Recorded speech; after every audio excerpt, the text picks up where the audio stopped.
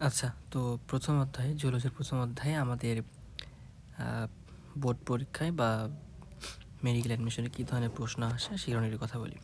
তো অধ্যায়টা আসলে সিকিউর জন্য আমাদের যে পর্বগুলো আছে সেই পর্বগুলো থেকে প্রশ্ন আসে মেইনলি। পর্ব থেকে কি প্রশ্ন আসে?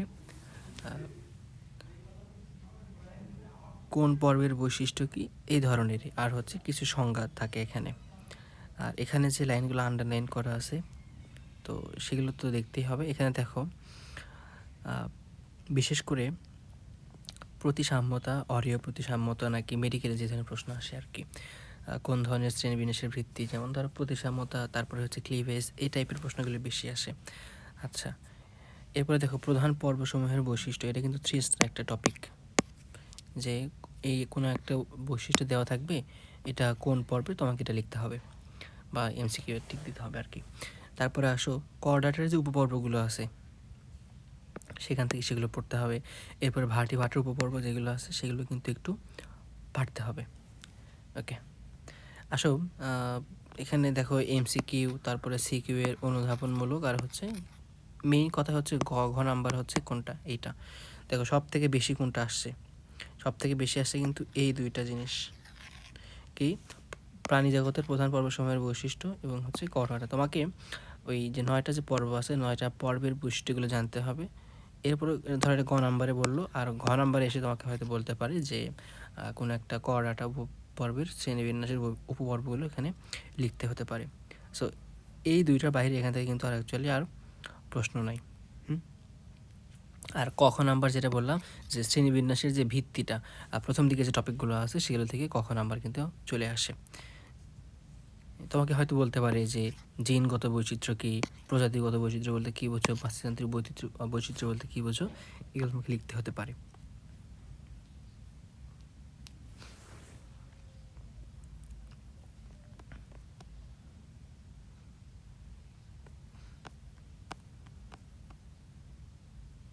আচ্ছা, এখান থেকে এই যে শ্রেণীবিন্যাসের ভিত্তি তোমাকে বলতে পারে যে প্রতিসাম্যতা কী, খণ্ডায়ন কী, অঞ্চলায়ন কী, সিলম কাকে বলে, সিলমের প্রকারভেদ লেখো, ক্লিভেজ বা ভ্রূণীয় বিকাশ সম্পর্কে বিস্তারিত লেখো।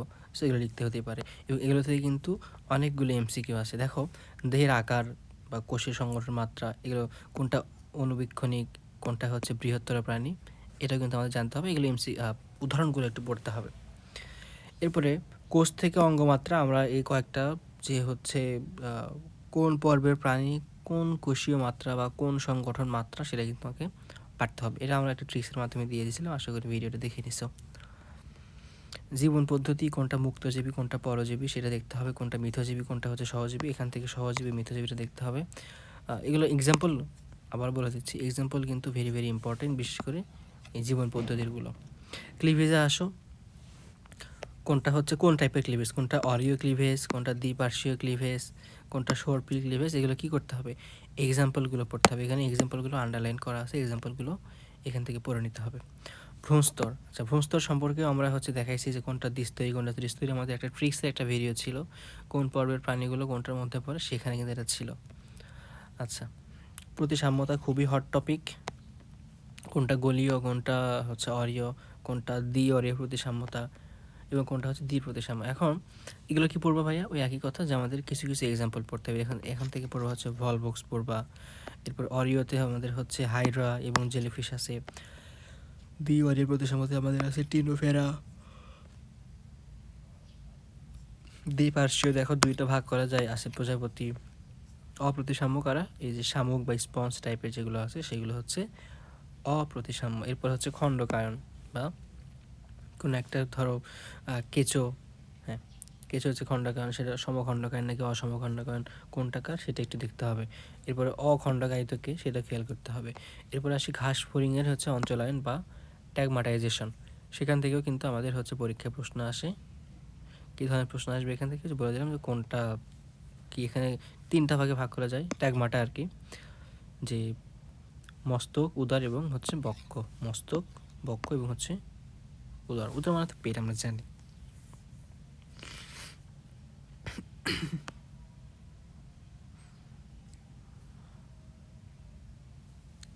আচ্ছা, মাকড়সার শ্রেণীর প্রাণীদের ক্ষেত্রে মিলিত হয়ে প্রোসোমা এবং হচ্ছে অপিস্তসমা গঠন করে, এটা দেখতে পারো এমসিকিউ আসার জন্য ভালো একটা এমসিকিউ এখানে।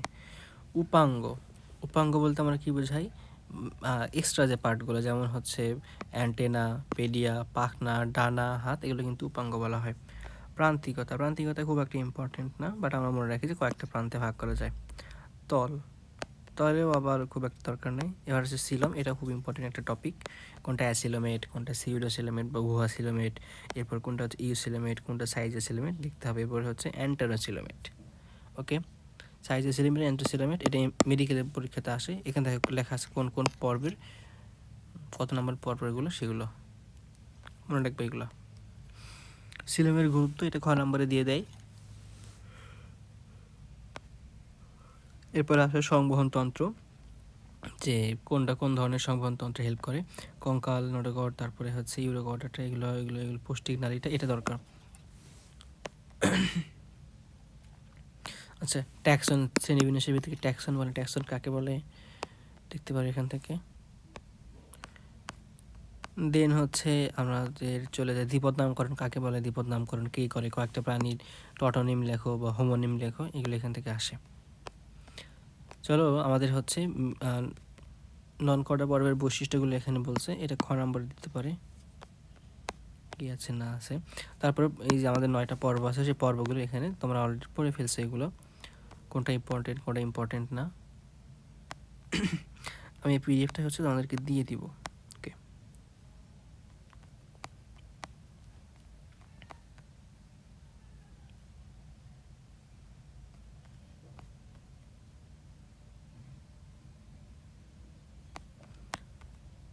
আচ্ছা, তো মেজর যে পর্বগুলো ছিল সেটা শেষ। এরপর কর্ডাটা পর্বের শ্রেণীবিন্যাস, সেখান থেকে কিন্তু সিকিউ আসে, এগুলো আমাদের পড়তে হবে।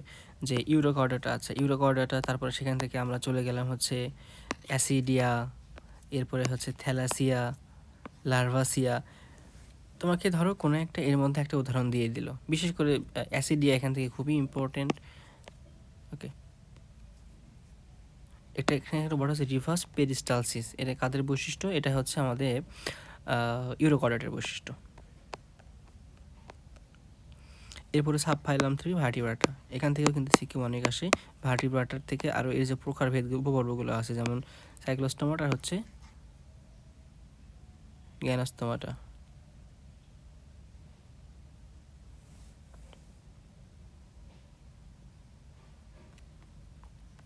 সো এগুলোর উদাহরণ আমাদের হচ্ছে এক্সাম্পলগুলো একটু মনে রাখতে হবে, প্লাস এগুলোর যে বৈশিষ্ট্য অন্তত 2 পরীক্ষায় যেন মেইন পর্বের বৈশিষ্ট্য তো পারতেই হবে, এগুলো যেন 2-1টা করে পরীক্ষায় যেন আমরা লিখে আসতে পারি।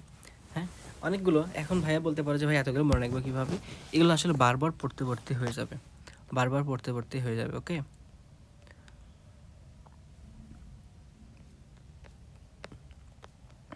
উদাহরণগুলো খেয়াল করতে হবে, কিন্তু পরীক্ষায় একটা উদাহরণ দিয়ে বলবে এই পর্বের কয়েকটা বৈশিষ্ট্য লেখো, তখন তুমি আটকে যাবো, বুঝছো? আচ্ছা, হৃৎপিণ্ডে কার কয়টা প্রকোষ্ঠ, এটা কিন্তু আমাদের ভুল করা যাবে না। জলজের কয়টা, উভচরের কয়টা, স্থলজের কয়টা, কুমিরের কয়টা, কুমিরের কিন্তু সম্পূর্ণভাবে 4 প্রকোষ্ঠ বিশিষ্ট। পাখির বৈশিষ্ট্য বলা হয়েছে এখানে, এরকম করে সবগুলো ম্যামেলিয়া পর্যন্ত যতগুলো আছে স্তন্যপায়ী, সেগুলো ম্যামেলিয়ার আবার হচ্ছে ভাগ করা আছে, বুঝছো? একটা হচ্ছে প্রোটোথেরিয়া, এখানে হচ্ছে মেটাথেরিয়া। এদের মধ্যে যখন আমরা একটু পার্ট, যেগুলো আমাদের ধরো একই টাইপের, সেগুলো একটু আমরা হচ্ছে পার্থক্য ছক আকারে পড়ে নিব, যে কোনটার কীরকম বৈশিষ্ট্য চিত্র দেখে যদি একটু খেয়াল করি, তাহলে কিন্তু আমাদের আর ভুল হওয়ার কথা না। বিশেষ করে এই ছকটা যখন তুমি পড়বা, এই ছকটা কিন্তু আমাদের পড়তে হবে। হ্যাঁ, যে এখানে এটা এগুলো এগুলো এই ছকটা যদি মনে রাখতে পারো, আর কিছু না পারলেও যদি এই ছক, এই ছক, আরেকটা ছক ছিল কর্ডের নন কর্ডের পার্থক্য, এটা পড়তে হবে। মেরুদণ্ডী নন মেরুদণ্ডীর পার্থক্য, এটা পড়তে হবে। তরুণাস্থি অস্থিময় মাসের পার্থক্য, সাইক্লোস্টোমাটা অ্যাগনাস্তোমাটা, এগুলো। আচ্ছা, এরপরে বলছে হচ্ছে যে দেখো এই যে কয়েকটা করে পার্থক্য দেখাইছে, কার বৈশিষ্ট্য কেমন। যখন তুমি পার্থক্যগুলো একটু আগে বললাম, যখন তুমি পার্থক্যগুলো বুঝবা, তখন কিন্তু আর প্রবলেম হওয়ার কথা না। ওকে ভাইয়া, এগুলো প্র্যাকটিক্যালের টপিক। সো এই হচ্ছে আমাদের যে অর্থাৎ দেখো এখানে কি করছে, দেখো একটা চিংড়ি মাছ দিয়ে রাখছে, একটা হচ্ছে আমাদের ধরো রুই মাছ দিয়ে রাখছে। পরিফেরা অর্থ কি, প্রতিসাম্যতা বলতে কি বোঝায় একটু বললাম। এ এবং বি দুইটির পার্থক্য নির্দেশ করে দেখা, এবং এ এবং বি দুইটার মধ্যে যে পার্থক্য যে পর্ব তা পার্থক্য আকারে দেখা, মানে দুইটা পর্বের মধ্যে পার্থক্য দেখাতে হবে। এখন বলছে এই প্রাণীটি কেন সাদা শলা নামে পরিচিত, এটা উপরে বৈশিষ্ট্য লেখা আছে, ব্যাখ্যা লেখা আছে। তোমরা আরও যে কাজটা করতে পারো, তোমাদের কাছে যে টেস্ট পেপার বা যে গাইডটা আছে সেখান থেকে কোন ধরনের সিকিউ আসে সেগুলো কিন্তু এখান থেকে চাইলে পড়ে নিতে পারো। ওকে, সো প্রথম অধ্যায়টা অ্যাকচুয়ালি সিকিউয়ের জন্য না, এখান থেকে সিকিউ না লেখাই বেটার, বাট যেহেতু এখন যদি কোনো পরীক্ষায় যদি প্রথম অধ্যায় থাকে তাহলে কিন্তু সেখান থেকে করতে হবে। সো সিকিউয়ে কোন কোন টপিক আসে আমরা সেটা বলে দিয়েছি। তো এই হচ্ছে আমাদের প্রথম অধ্যায় নিয়ে কথা বলা। ধন্যবাদ সকলকে, আসসালামু আলাইকুম।